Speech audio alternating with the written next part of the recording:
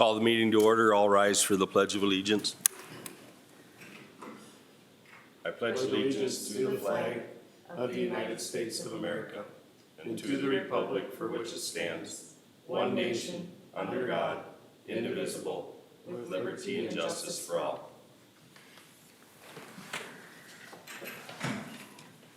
Roll call. All members are present. Approval of the agenda. Is there any changes? Council have anything? Do I have a motion to approve the minutes or the agenda? Motion to approve. Motion by Joe. Do I have a second? A second. Second by Brad.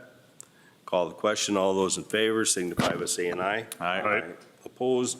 Motion carries 5 in favor, none against.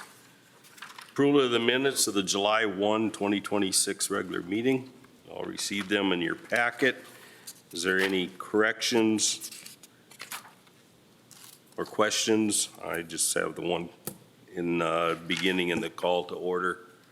It says Mayor Council Member Kowski was absent.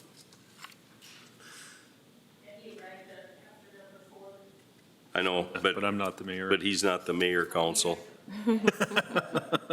Maybe not yet, but. Is there any other changes or corrections? Okay, do I have a motion to approve the minutes with that change? Motion to approve. Motion by Heidi. Do I have a second? I'll second. Second by Joe. Call the question. All those in favor signify by saying aye. Opposed? Motion carries 5 in favor, none against. This now brings us to our public open forum. Is there anyone here that would like to speak to the council?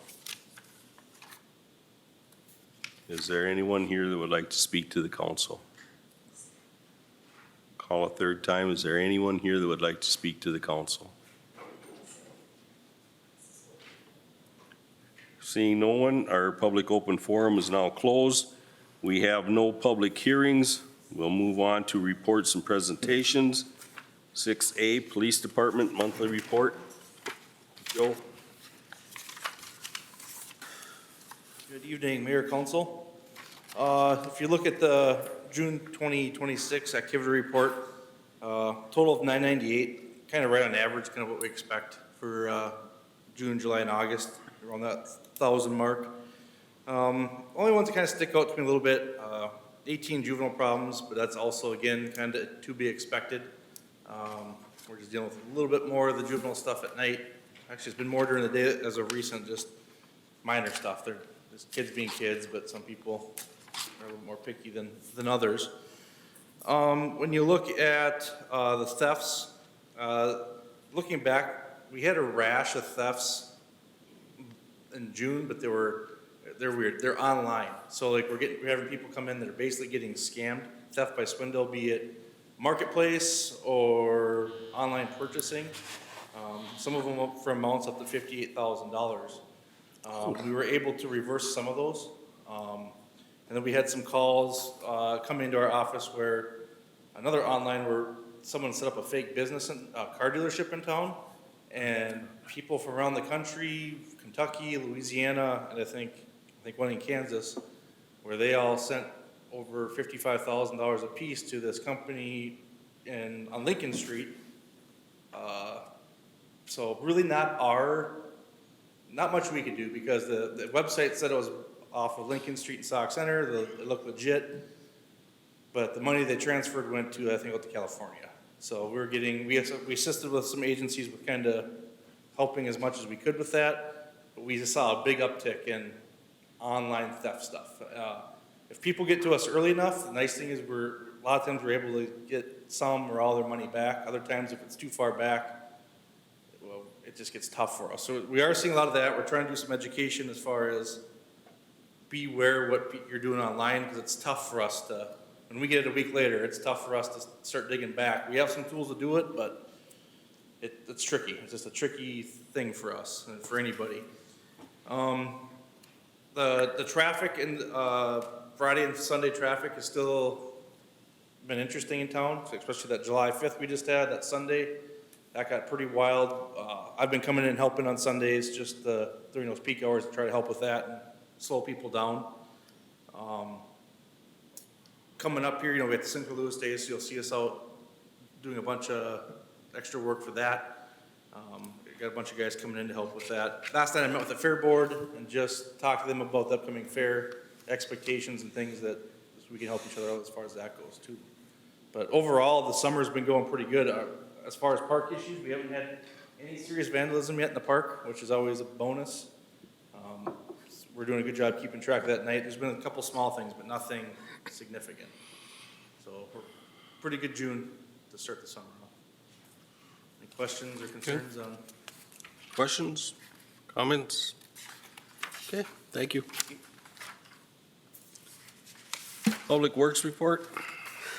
Ben? Good evening, Mayor and Council. This past month, from our June storm, we had some tree damage from the high winds. There were some broken branches that were still hanging in the trees. Once the leaves finally died on those, they were easier to see, and we got all those removed. Preparation in the park and streets for St. Louis Days, which started today. Everything was mowed, shelters were washed, sidewalks were cleaned and edged, along with a lot of other various tasks that need to be done for that event to prep for it. The fountain in the park gets cleaned weekly. Splash pad, we had a chemical pump tube fail this past weekend. We were able to repair that right away. Otherwise, just normal maintenance there and everything is working. Middle park, we removed all the old playground mulch in the 4 areas that have it there, and we laid down 125 yards of new mulch back into those areas. So those will be good for a couple years again. We removed brush in several places along the shoreline in the front park, and we also cut back branches along the sidewalks throughout that park as well. The Sand Pro needed a minor repair to the motor. That was done in our shop. And the new trees that were planted earlier this summer, those are all being watered weekly to keep them alive and healthy. On the street, we had 2 storm sewer repairs that were completed. There were some catch basins that were leaking, causing a small sinkhole to open in the tar, and then subsequently wash a lot of the gravel from the street down into the catch basins. So 2 of those are repaired and good to go again. The fuel tank project is nearing completion. We're just waiting for the electrician to wire everything right now. Once he gets there and does that, then we can have that up and operational. Several street signs were replaced, such as some stop signs and street name signs. We installed the final mailbox in at Authors Edition. We had several pieces of equipment that were due for service, so we completed those maintenance items on them. The street sweeper made another pass across most of the streets in town. Certainly everything that correlates with St. Louis Days was hit hard, and then other areas that were in need were done as well.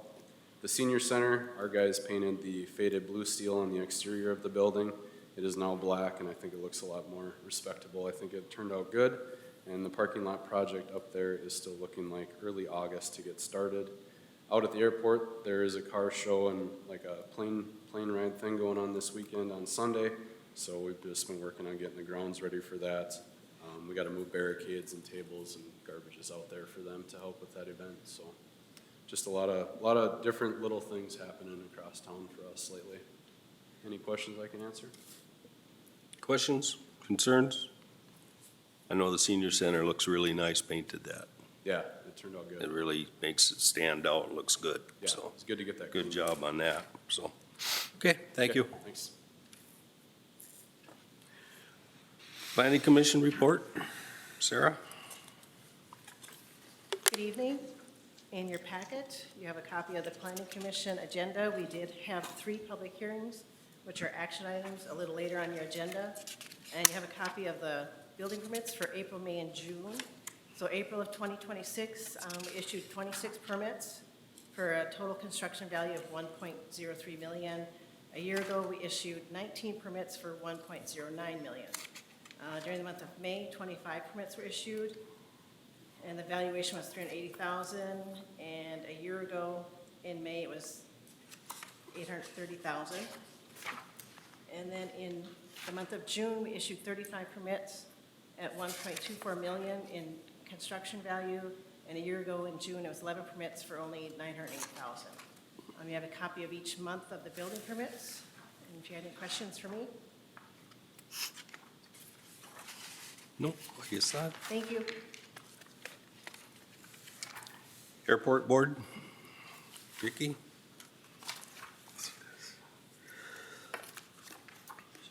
So the board met in regular session on Wednesday, July 8th, so they meet every other month. They did review the results of the FAA consultation for the land acquisition grant submittal. And so we went through that, and then since that, which was last week, then we've been able to gather, I had to gather 31 signatures, and it's like a 600-page documentation by the time we got that all submitted off to the FAA in advance of the deadline, so that's good. So we should be issued that grant. They'll probably issue it sometime in September, so maybe by October we'll be able to get some reimbursement for that project. We also reviewed the punch list items for the box hangar project. It's not quite done yet, but we will be utilizing that building for the air show, or the fly-in car show, not an air show. And then we did look at the CIP for available funding for future projects, and then that next day, the city got selected for a state-only 70-30 grant for some seal coat crack fill out at the airport, which is good. And then we did talk about the upcoming 5010 inspection, because the farm is kind of encroaching on the one side of the runway that we'll probably get. They'll probably talk to us about that. And then, like Ben said, just the items remaining for the fly-in car show that they were talking about, and several of the members of the airport board will be actually volunteering at that event. So, Questions, concerns? Okay, then we'll move on to action items. 7A, approve agreement for geotechnical services. so we did seek proposals for the geotech soil borings. There's actually going to be 43 soil borings for the Trunk Highway 71 Phase 1 project. We did get two proposals, one from Braun Intertech for $23,322, and the other from ITT Independent Testing for $20,030. So based on those bids, we're recommending that we enter into the agreement with ITT for these services. Okay, questions, concerns? I thought the state was taking care of all the boring. This is this is the Trunk Highway Phase 1, which was our side streets. All the side streets, okay. All right. Any other questions? Do I have a recommendation? Motion. I'll make a motion to enter into the agreement with ITT Independent Testing. I'll second that. Okay, we have a motion by Joe, seconded by Scott. Any other discussion? Call the question. All those in favor signify by saying aye. Aye. Opposed? Abstentions? Motion carries 5 in favor, none against. 7B, approve resolution 2026-48 authorizing sale of excess equipment. So the fire department listed an obsolete signboard on the MinBid online sales website for disposition. The successful bidder is Black Squirrel Properties LLC for $267, so we're looking to approve resolution 2026-48, accepting the bid for that equipment. Questions, concerns? Or do I have a motion to approve resolution 2026-48? Motion to approve. Motion by Heidi, do I have a second? I'll second. Second by Brad. Call the question. All those in favor signify by saying aye. Aye. Opposed? Abstentions? Aye. Motion carries 3 in favor, none against, 2 abstentions.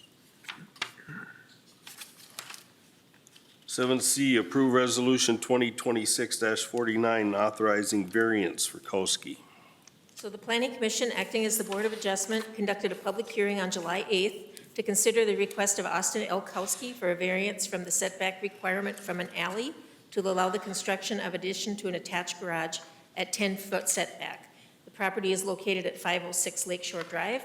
The required setback from the alley is 20 feet when a door greater than 36 inches wide opens onto that alley. So there would be a garage door from the alley, and so that is why he's here for this variance request. The proposal is to allow an 18-foot by 16-foot addition to the rear of the existing garage. It would make a double-deep garage, and it would have door access from each end. Due to the size of the lot, attaching to the side to create a double garage is not feasible. The existing storage shed will be removed. And you can see I do have shaded in blue where that will be, and then you can also see the alley, and then, of course, the surveyor did shade in the gravel portion of the alley. So the Planning Commission recommends that the variance be granted. They do have the findings that are listed there, and they do have some conditions that downspouts and gutters shall be directed to the rear of the lot. No storm sewer shall be directed towards the neighboring property. No part of the garage shall be used for human habitation. And then, of course, the variance not used within 1 year would be, denied, or it would become void if he doesn't act on it within a year. And then, of course, if you were to deny this, then he couldn't reapply for 6 months. There's one additional thing that I'm noting, that since I've done this staff report, if you see that dotted line that goes down through that survey, that's actually an old easement that the city had when the sewer ran back there. And I would recommend that he pursue vacating the part of that easement that's under his structure, because that could cause an issue in the future as an encumbrance at a sale. So I think it would be his best interest that we proceed with vacating that portion of the easement that is under the structure. And we don't need that anymore because we've moved the sewer over. Right. Questions? Is that request for vacation a separate item he'll need to do? We would have to do that as a separate item, Yep. and because that would also require a public hearing in front of the city council. Okay, But should that be included as a condition? That's up to you. Because the city can proceed with doing that vacation on our own as well. Any other questions, concerns? Do I have a motion? I'll make the motion to approve the variance. Okay. Including all the findings and conditions, I take it, since the Correct. planning commission's already approved them, so. Do I have a second? I'll second. Second by Joe. Any other discussion? So is that has nothing to do with the vacation of the easement? No, not at this time. Okay, so the easement will not be It's included. really in his benefit to do it, so I think that he would likely proceed with having us do that. So Okay, it doesn't hurt us any to have it there. It just might be a future sale might be an issue. okay. Any other discussion?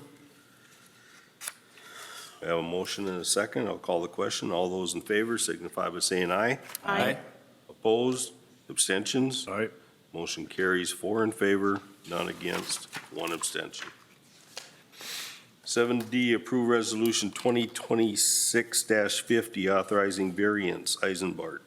So the Planning Commission, acting as the board again, conducted a public hearing on July 8th to consider the request of Patrick J. and Jessica L. Eisenbart for a variance from the road right-of-way to construct a 6 by 8.33-foot overhang over an existing landing and steps on the east side of their home. The property is located at 714 Ash Street South. The required setback from the road right-of-way is 30 feet. The existing landing steps are located 14 feet from the right-of-way. The proposal would allow for the construction of the covered porch over that landing. The commission recommends that the variance be granted. Do have the findings listed for you. They do have the condition that if they don't do it within 1 year, it will become void. If it is denied, they can't apply again within 6 months. That no part shall extend beyond the existing stairs, and it shall be constructed of materials similar in quality and appearance to that of the main dwelling. So if you've been by there and you see the front steps, this is basically posts up and a roof over the existing. And this is Resolution 26-50 granting this variance, and the Planning Commission does recommend that that be granted. Okay, questions, concerns? Do I have a motion to approve the resolution 2026-50? Motion to approve. Motion by Brad, I heard him first, and Scott second. Any other discussion? Call the question. All those in favor signify by saying aye. Aye. Opposed? Abstentions? Motion carries 5 in favor, none against. 7E, approve ordinance 855 amending city code. So the Planning Commission conducted a public hearing on July 8th to consider an amendment to the city code that would allow residential short-term vacation rentals in the C1 Central Business District, except for the congested district. And the map that you have in there kind of shows which part of the C1 district is considered the congested district, which is from 6th Street South and the side streets, from 6th Street South up to the dam. That's kind of the area that is the C1 area.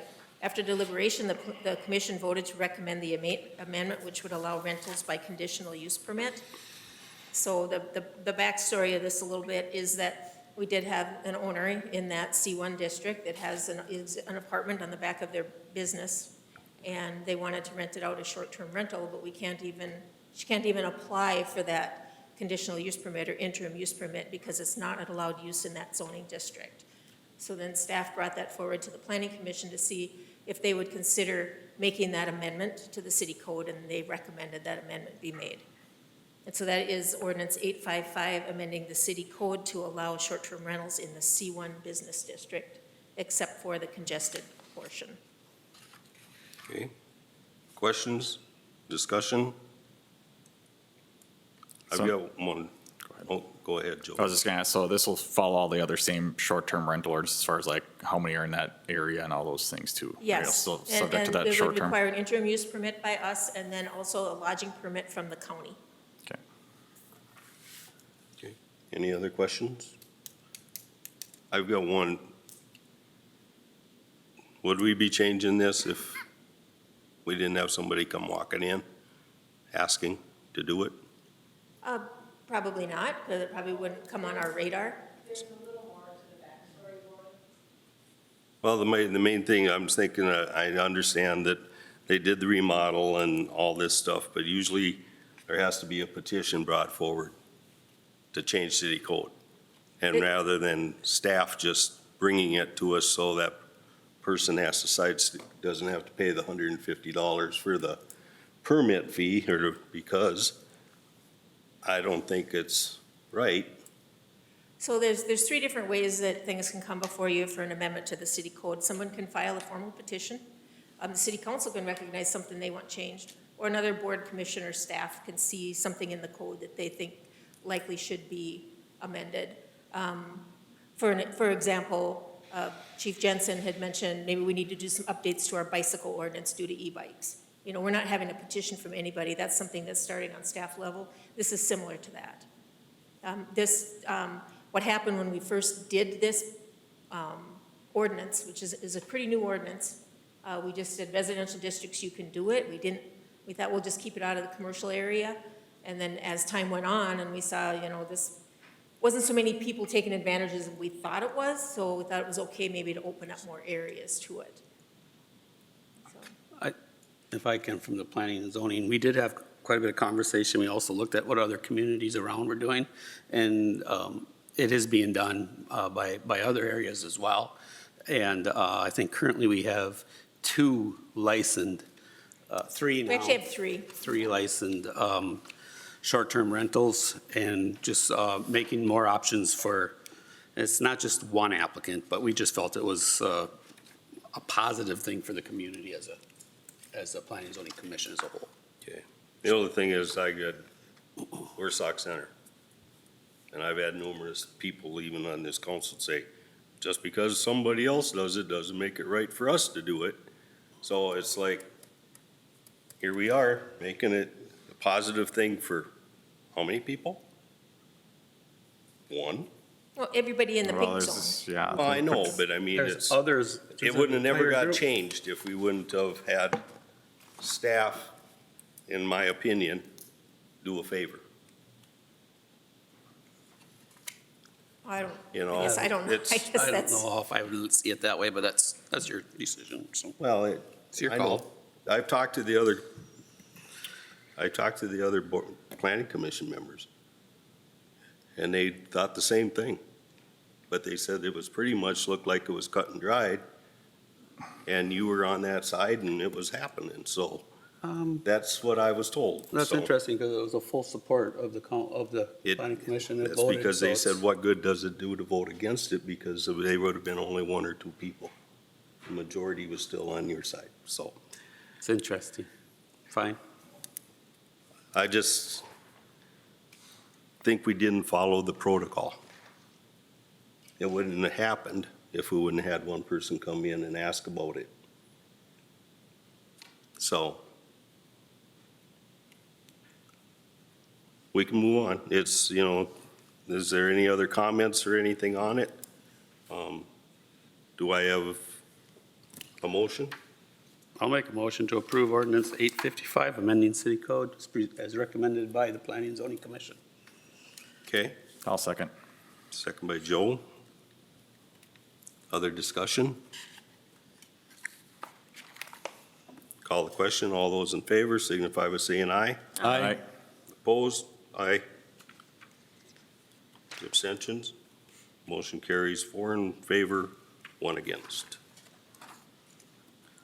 7F, authorizing hiring list, police. So Chief Jensen is just requesting that the city council authorize advertising or posting of a potential vacant position. This is more like having a hiring list. We don't have a vacant position right now, but we just want to keep the word out there and have it available so that we're keeping in touch with everybody and have a hiring list to go to in the event that does happen.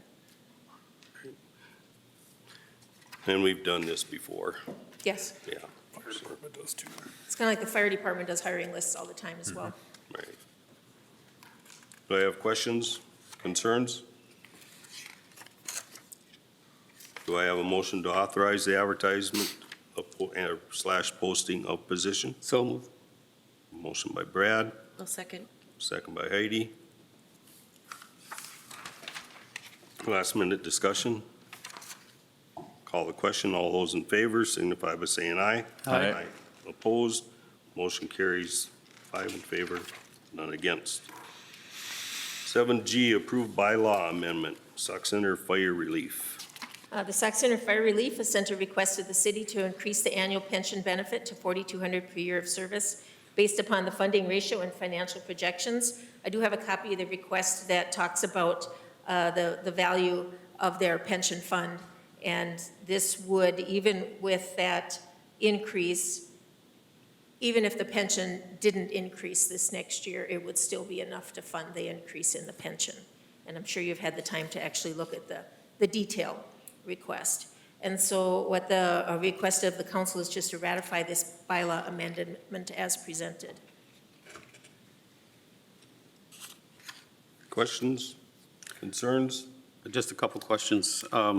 In regards to the, typically, I think in the past, they tried to be so much a year, consistent year after year, 50 to 100 or whatever it was. This is a big increase of 500. Is that, I know it goes by the funding, I get all of that. There just is no risk whatsoever of going that large amount at one time. The only risk to the city is that if it started going backward, really bad, and then they did a future report, there would, there's always the potential of the relief or the city having to contribute back. I mean, that has happened once in the past. It was quite a while ago now, when the market and everything fell. But it's been pretty steady. Have we been doing incremental increases annually or not for a while? We have been. We have been. We have been. And they're varying amounts. It just depends on, depends on the projections. Nothing. What's that? There was a 7-year period, or approximately that, there was nothing. Okay. All right, very good. Thank you. Any other discussion? Okay, do I have a motion to ratify the bylaw amendment? Motion to approve. Motion by Heidi, do I have a second? I'll second. Second by Brad. Last minute questions? Call the question. All those in favor signify by saying aye. Aye. Opposed? Abstentions? Aye. Motion carries 3 in favor, none against, 2 abstentions. 7H, approve resolution 2026-52, accepting quote for grading archery range. So the city council previously authorized quotes for grading for the installation of the archery range. We advertised and they were opened on July 9th. We have the following results. We did have an option for the parking lot area. I think we probably will wait on the parking lot area and do that sometime in the future after that road goes through in 2027, so we kind of fit that in then. But we do have the bids came all the way from $13,434 all the way up to $71,200. So we had a wide range, and they all have the same specs, so that's interesting. The funding is proposed from the Capital Sinking Fund Park allocation. We did have $19,000 in that for the purchase of land or some kind of improvement that's been sitting there, so that was where that funding would come from. So we're going to look at the resolution 26-52 awarding that bid for the archery range to Ilgen Excavating, and then I want you to make the choice to include or not include. We could do the bid and then have the option happen after the road goes in. There's some, maybe Ben can elaborate a little bit more on that. Okay. Questions? Is there an issue if we don't include that right away, Ben, or would it be better just to do it all so it's done so you guys can continue on with it? It's not an issue. They're gonna do the rough grading there anyways. That add option was to bring in all the class 5, place it, level it, and compact it. So that can easily be done at any point in the future. And it might make a little more sense once the road is in to tie that in a little better, so. Okay, thank you. Okay. So if we were to approve that option now, would they stand behind that price and then not do the work until we get that road in? Is that kind of what we're thinking, or? I would imagine that it would increase next year. Yeah, that's what my anticipation would be. Puts us right at that 19. So what do you recommend? I would just do the base bid of $13,434 and just get all the grading done. And we do have dump trucks as well, so we can take care of the class 5 down the road if that becomes a thing. So that's what I would do, but we just wanted to explore what that cost would be if we had them do it. All right, makes sense. Okay. Any other concerns or questions? Do I have a motion to approve Resolution 2026-52? I'll make a motion that we go with Elgin Excavating just for the archery range and does not include the parking lot at this time. Okay, I have a motion by Scott. Do I have a second? I'll second. Second by Heidi. Last minute discussion or questions? Call the question. All those in favor signify by saying aye. Aye. Opposed? Abstentions? Motion carries 5 in favor, none against. Unfinished business, 2025 Birch Pine update. Okay, good evening, Mayor and Council. So just give you an update on these 3 projects. Start with the top there, 2025 Birch and Pine. The project is moving right along to completion. Start with the church area, the concrete looks really nice in through there. The only thing left there is the railing, and that's still scheduled for yet this week. So got 2 more days, hopefully it'll be in the next Thursday or Friday of this week for that. If you happen to go by there today, the paving final wear course started today, so that's going pretty well. About a third or maybe a little over the project was got the wear course on today. They'll be back on Friday, and then finishing up probably a little bit on Monday. So it should be done by sometime Monday. Should all be completed for the paving. All the concrete replacement, removal type items have been completed at this point, and the contractor did a nice job on doing those. Got a few little minor things left. I know there's a couple curb boxes that still need to get lowered and a couple of things like that, but most of that item is done. The last kind of big thing is the surface sealing on some of the areas that we had scaling and spalling on the concrete. And we have been working with the contractor as to what we can do with that. We did, as I think I mentioned before, we did a couple test spots, 3 of them actually, on a product called a T2 product. It's a surface and it kind of bonds to the existing, and we did that, looked really well. We let that cure out and we put a mechanical broom on it, broomed it really good just to make sure is it gonna stay on there, because it's not a product that we're overly familiar with, something that we don't normally utilize. So it's a little unknown for us, so we did those tests, make sure it worked out well, and it did. It worked out really nice. So we're looking at moving forward. We did have a discussion with the contractor about, okay, this, part of it, because it is somewhat new to us, we asked for an additional warranty for that work. So we've been discussing some different options. So one was, not an extended warranty, and to have some deduct on the concrete, and instead still do the work, but have a deduct on it instead of the warranty. What we came back for a formal proposal from the contractor, actually just finalized this afternoon to us, was to do a 2.5-year extended warranty from the time that work is done. So it would be done generally, we think, next week. So after next week, it would be a 2.5-year warranty. That gets us through through 2 winter cycles on that. We initially had thought that we kind of requested 3 years, so we were looking at maybe compromising on that. We have had discussion. I have with Vicki, with Ben on those. We discussed and we felt that this was acceptable, and we would recommend moving forward with that 2.5-year warranty. That's, the base warranty, just, you know, is at substantial completion, which was last November. So it's 2 years from then. So we essentially go to next November of 2027. This would bring us 2.5 years for just those portions that were sealed from essentially the end of July or start in August through 2.5 years beyond. So it gets us through 2 winters and almost into the next winter, the beginning of the following winter. We thought that was acceptable through there. So I guess I'm asking you for approval that we would accept that proposal from them, and we would actually put that into an official change order. It wouldn't be a dollar change order, but would change the contractual relationship, if you will, for that, so it gets documented. That would be 2.5 years from when that work is done. So I'm looking for your approval on that you're accepting of that proposal, so that we can move forward with them on that.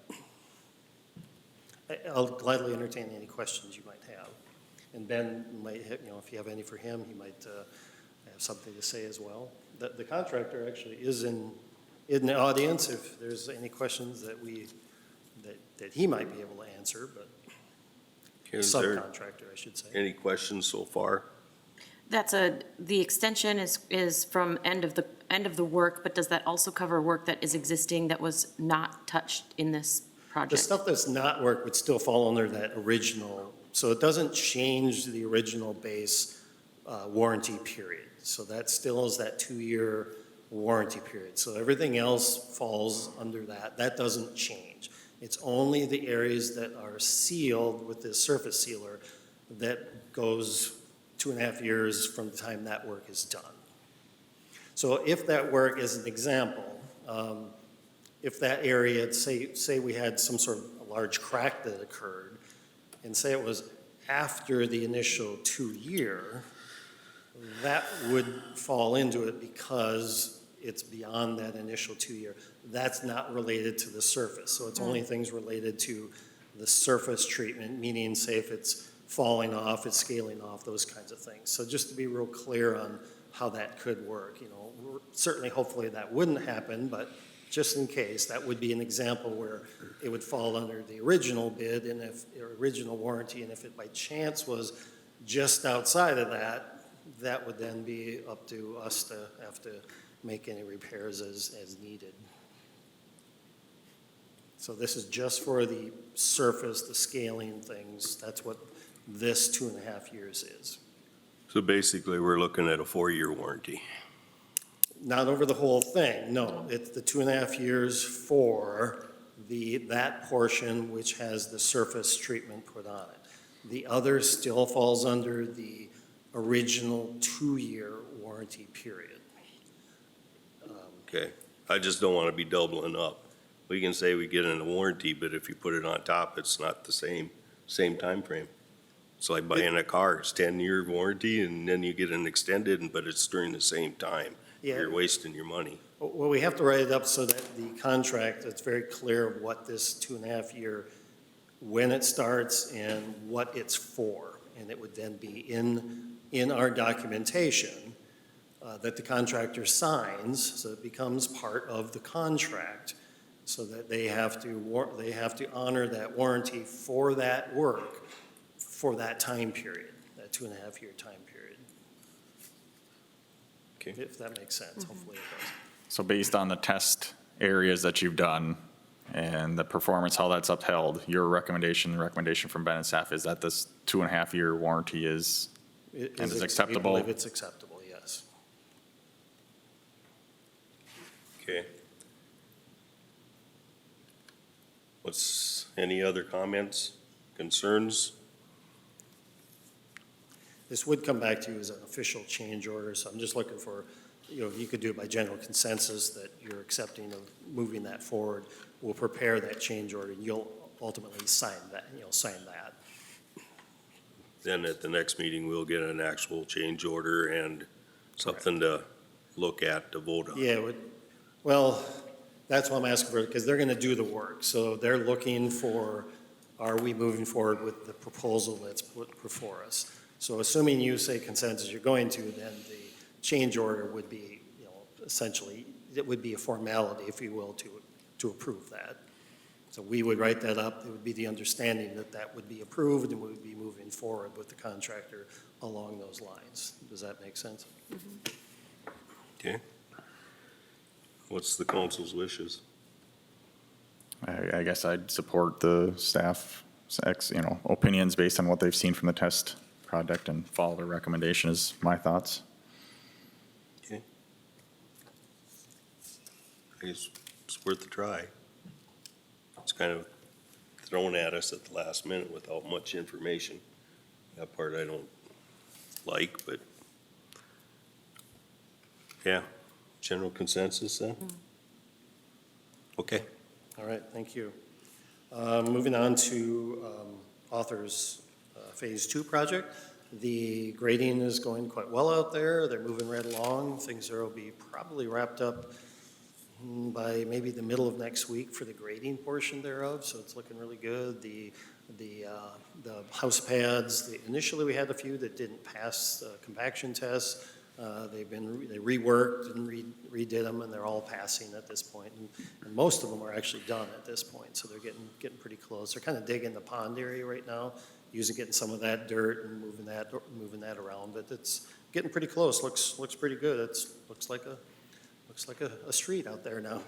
So pipe work is going to start on Monday for that. So the contractor got delayed a couple days. They were going to start today, actually, so got delayed in another project a couple days, but they'll be there. Their backhoe's already out there, so they'll be starting on Monday with that one. Trunk Highway 71 Phase 1 updates. Designs move along just fine. We are actually just working on services for the project, so the sewer and water portions are essentially done, kind of the first run through. That's, I would call that a 90% complete at this point.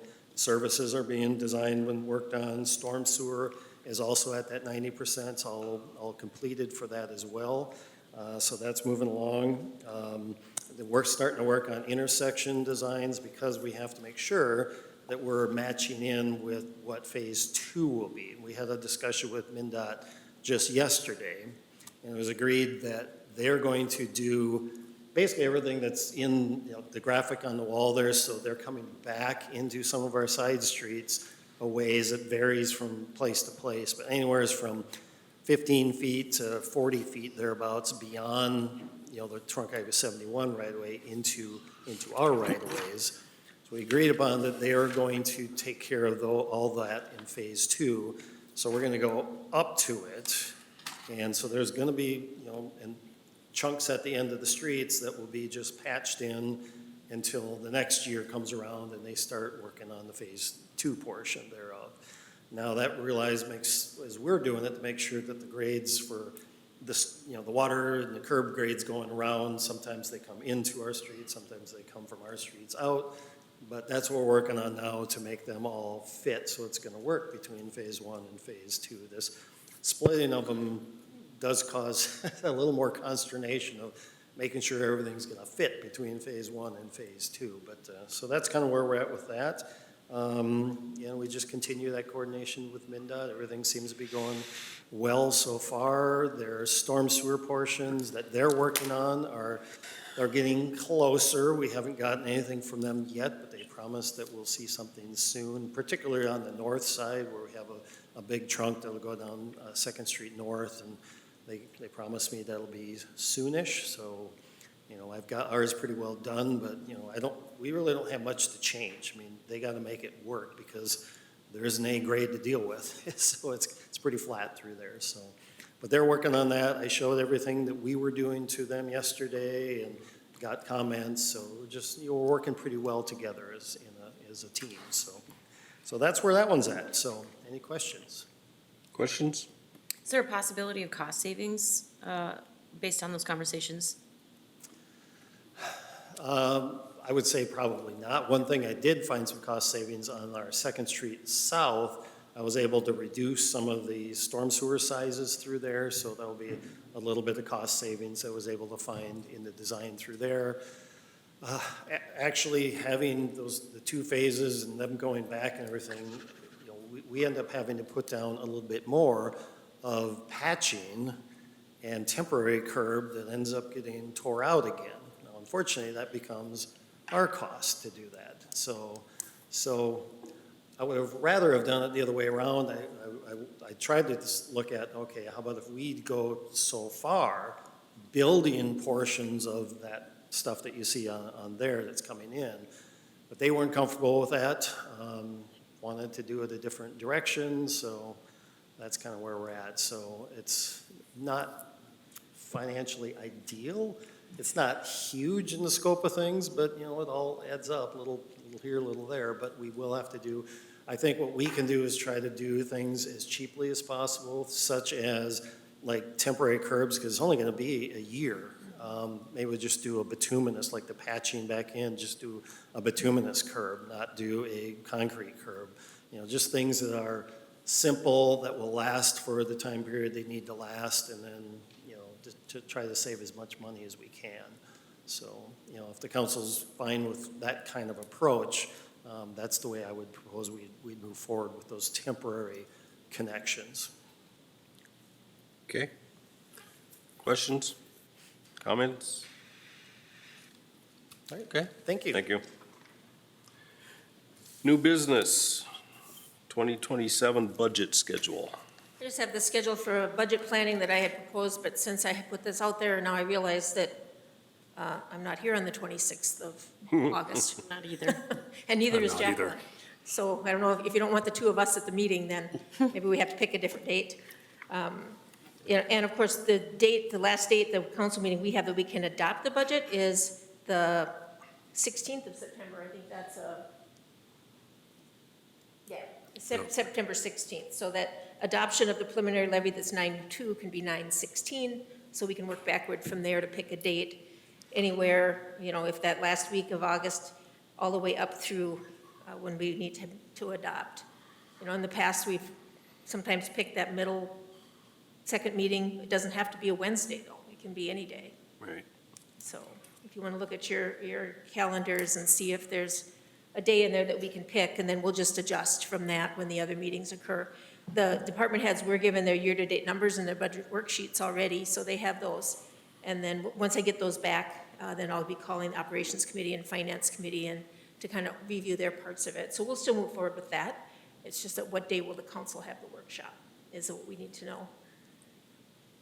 So you're looking at possibly the week between the first and the second meeting? It could be. I'm just saying, throwing that out there as an option, Okay. you know, or it could be that same week of the 26th. Maybe it's the 25th, or, you know, maybe it's the Thursday day after the next council meeting, or. Okay.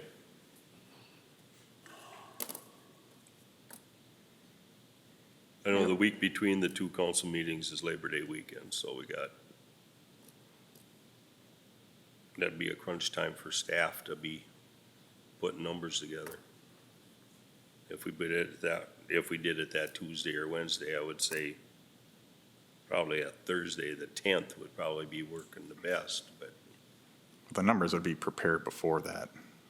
should be. Yeah, I mean, Right. because Now, the finance committee and stuff would second review Wednesday those. is now planning commission night, so we would step on their toes and they'd have to either move their meeting or cancel it for September. Because planning commission is now the second Wednesday of each month. Oh, okay. Wednesdays work better with my schedule, knowing that there's no conflicts from Right. children's activities and stuff like that. Wednesdays Yeah. are usually open for me, so. I'm gonna have that packet to you the weekend before anyway, so to me, which day of the week doesn't really matter.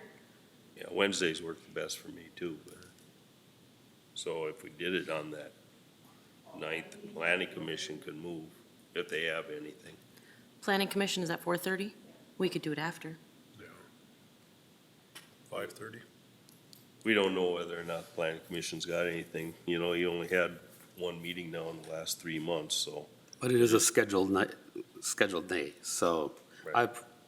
I mean, 5:30, seems like we could have it afterwards. Is there a time that we have to have it early? No, 5:30, September 5:30 9th on the works. 9th. It's far enough out that if something comes up. And that is moving the adoption to No, that would be. 9/9 or the budget No, workshop? That's the that would be the workshop. workshop. Okay. Adoption would be 9/16. So 9/9, is that Well, yeah, that'd be the week Yeah, it's a before. so Wednesday. It should be Wednesday. At 5:30. 5:30, you said? Yeah. Okay.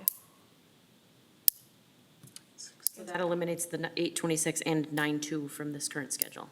We'll adjust that then. I'm gone both the 26th and the 2nd, so I'm just, Oh, yeah, it'll remove those two from this.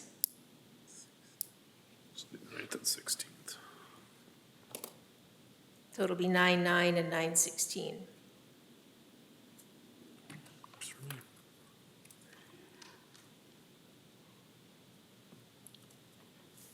Any other last minute? Okay, then we will move on to our consent agenda. We have our schedule of claims, unpaid claims of $216,921.51 for a total of the same. June checks, paid claims of $385,867.15. We have a request from P.J. Klumke, representing the Sauk Center Melrose Lions Club, has submitted a application and permit for a one-day temporary on-sale liquor license for beer and wine tasting on September 25th, 2026 at the Sauk Center Civic Arena. Fee and certificate of insurance have been provided. We also have resolution number 2026-51, approving an off-site gambling permit for the Sauk Center Melrose Lions. The permit will allow for a pull tab and tip boards to be held on September 25th, 2026 at the Sauk Center Civic Arena. Is there any questions or concerns about the consent agenda? Do I have a motion to approve the consent calendar as presented? motion to approve. Motion by Heidi, do I have a second? I'll second. Second by Scott. Last minute discussion. Call the question. All those in favor signify by saying aye. Aye. Opposed? Abstentions? Aye. Motion carries. It's 4 in favor, none against, 1 abstention. Informational items? Just a few things. We did get our updated population estimate as of April 2025. So that's just over a year ago. The population estimate is 4,651. And then some things about early voting. You can early vote now. All of Stearns County can early vote June 26th to August 10th. So this is the primary. So all of Stearns County can vote at the Stearns County Admin Center, St. Cloud City Hall, or Melrose City Center. And then if you're Sauk Center City resident, you can vote here at City Hall beginning on August 4th. So we're 1 week in advance, including Saturday, that we'll be conducting early voting here. So just so people are aware that if they're in the township and they want to vote early, they have to go to Melrose or St. Cloud. If they're city Sauk Center, you can vote here beginning on the 4th. And then also the council and mayor candidacy filing dates started yesterday, 7/14, and they go through 7/28. So. Okay. Any questions about the information items? Okay, and we are scheduled to go into closed session, so we will recess this council meeting until the council chambers are closed. I do have to say that this is pursuant to Minnesota Statute 13D05, Subdivision 3C3. So that gives us the authority to convene in closed session, discuss potential real estate purchase. That's the north 25 feet of Lot 9, Block 13, town site of Sauk Center. Okay, we call the council meeting back to order. We have directed staff to keep working on the potential purchase of some property downtown. And the staff will be bringing us back more money, or, more money. Yeah, some more ideas and figures to work with. Okay. With that, it brings us to the end of our agenda. Do I have a motion to adjourn? Motion to adjourn. Motion by Heidi. Do I have a second? Second. Second by Brad. Call the question. All those in favor signify by saying aye. Aye. Aye. Opposed? Abstentions? Meeting adjourned.